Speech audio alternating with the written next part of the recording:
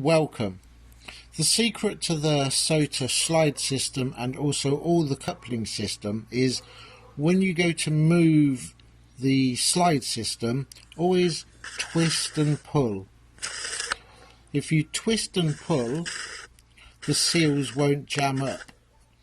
Twist and pull is always the best way to use it.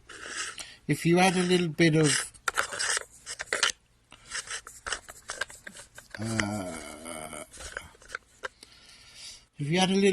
nitrile silicone grease to the O-rings, then they should be fail free. But the secret, as I say, is twist.